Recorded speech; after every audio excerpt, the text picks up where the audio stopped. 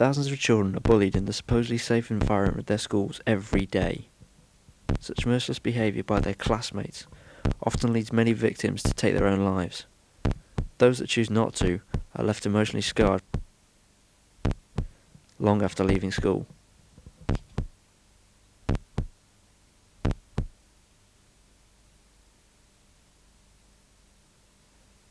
My name is Kevin Chapman, and I'm one of the latter. I was constantly picked on every day at school. This class photo is the only visual reminder of my time there. Needless to say, it drove me a bit mad.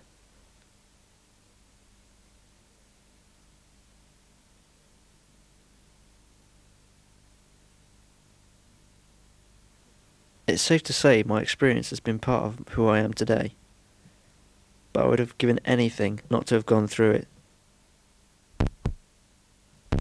And I very nearly did.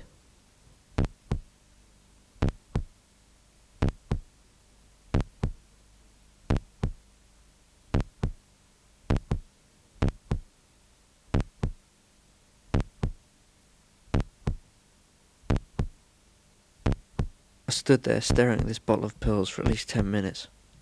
The longest 10 minutes of my life. I imagined my dad finding me on the bathroom floor, how my family would feel, and how my friends would feel when they found out. Then I thought of those who'd constantly taken the piss out of me, and concluded that they wouldn't give a shit.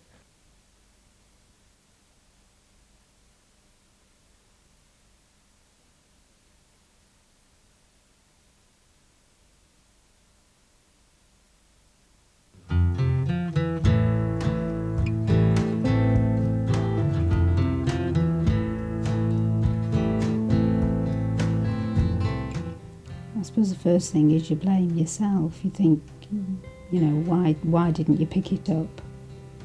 And then because it was a time when I was ill. Because you had Cancer.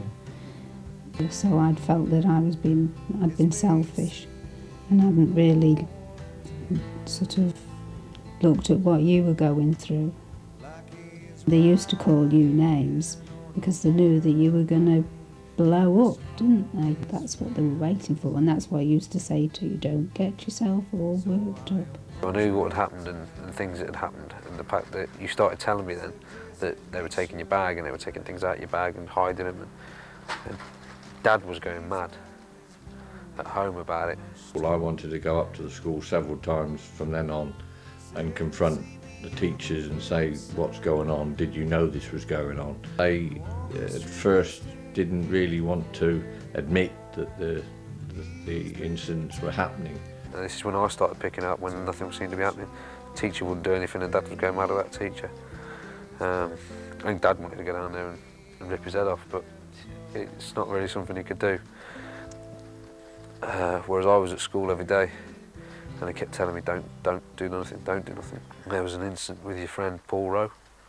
Yeah. I think somebody took his bag as well, and I found out who it was. They'd done it to you. It was the same person who kept doing it over and over to you. And I was walking along the corridor with my mate, and we'd just been talking about it, and then he came up the corridor the opposite way. And as we met, there's a lift to the left as I was walking down, and he was coming the other way. And as I got close to him, I grabbed him and pushed him into the lift. By this time I had him round the throat, and I told him that if he ever did it again, or he ever touched my brother, that I'd hit him and I'd hurt him, and no teacher would find out about it. And at that point the teacher came down, and he didn't say anything to the teacher. He just walked away. I thought that you were very quiet in your responses when you came home, when you hid up in your bedroom, and you didn't really want to speak, and you were very sort of inward for quite some time before we got to grips with what was going on. Then when it got a bit worse, you became very angry. And then when you came home and wanted the paracetamol, we realised that there was something really wrong. I didn't really think it had got to that stage. I don't know why. I was in my own world. Nobody told me. Mum wouldn't have told me. If she'd have told me, I'd have gone mad. Your mum was the first person you would see and therefore your mum would relate it because I was working in the Air Force and I would come home late, and sometimes I was on a shift, so I wouldn't get the information till the next day. I just tried to sort of talk to you and say, and go back to the old way of ignore the bully, just don't react, and hopefully they'll leave you alone. You hope that everybody likes your child, and in some cases they're different from everybody else, but you don't want them to be different. The male sort of species always hopes that his son will be a strong lad, and in my case, I can go back to my childhood. I was the last of 7, and I was a sort of weaker character of them all, and so I was reflecting it in you, and I was hoping it wouldn't happen again. That's why I wanted to do something about it. We're laughing like we always did, my same old. I mean, I saw some things, and also you used to confide in me and talk to me about them. It wasn't a case of finding out, it was a case of just sitting, being there and seeing. I thought it was unfair, I thought it was nasty, I thought it was cheap, really. And it also smacked of the same. Yeah, it upset me because it reminded me. It upset me seeing you, how upset and angry you got. Seeing how much the people that were doing things were kind of getting off on it, and it was making them worse, was obviously upsetting to see as well. The only thing I thought I could do is just to be there and for you to talk to me. I mean, I don't think there was very much I could do as regards to speaking to teachers or speaking to the people that were doing it. Definitely not speaking to the people who were doing it, although I did know I was friends with people who were friends with those people. I don't think that I would have had much influence, or they would have had much influence, to be honest with you. And I don't think teachers would have listened to me. At the time I hadn't realised how bad things had got for you. I didn't think that things had got to that stage.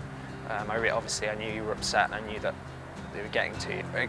I've not for a million years thought it would have come to that, and I didn't actually find out about that until quite a long time after you didn't mention it to me until a while afterwards. With this film, I also want to find out what's being done about bullying today, both in and outside schools.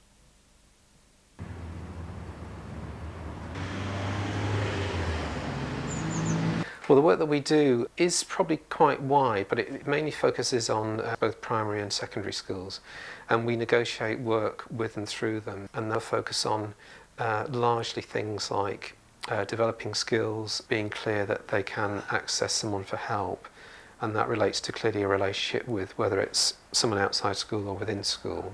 We also try and give them opportunities to look at themselves more. There's obviously pressures on schools from lots of different angles.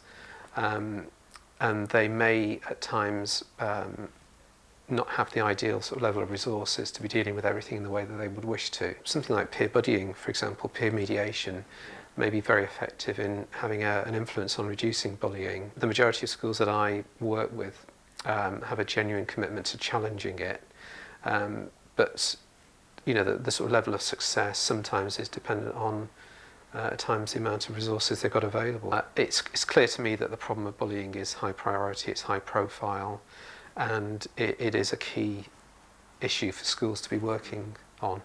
One of the things that's generally accepted is that there are issues around the sort of self-esteem that bullies experience, and clearly it may well be that they similarly are being intimidated, harassed or hurt in some way by somebody else, and it's a knock-on effect from that. One of the challenges for anyone dealing with bullying is that they've got to look at it in terms of the children's whole experience. Yeah. So from the point of view what they experience in the neighbourhood as well as at school, in the family and so on. Well, it's a damn sight more than when I was at school. Sorry, where was I? I've decided to come back to my old school, where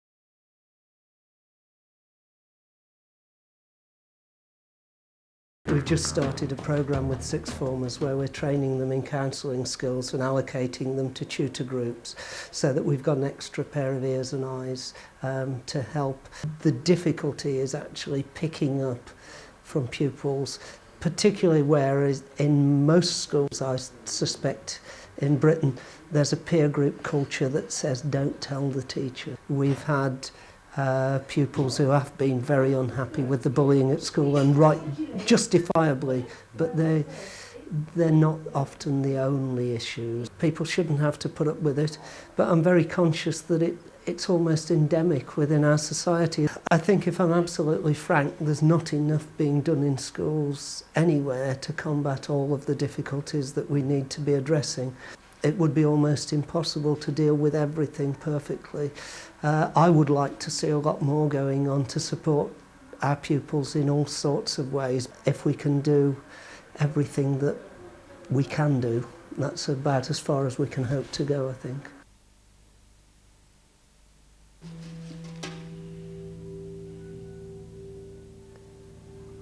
One thing I've learned during the course of this film is that I got off lightly. And no one has taught me that more than this man, Robert Nightingale.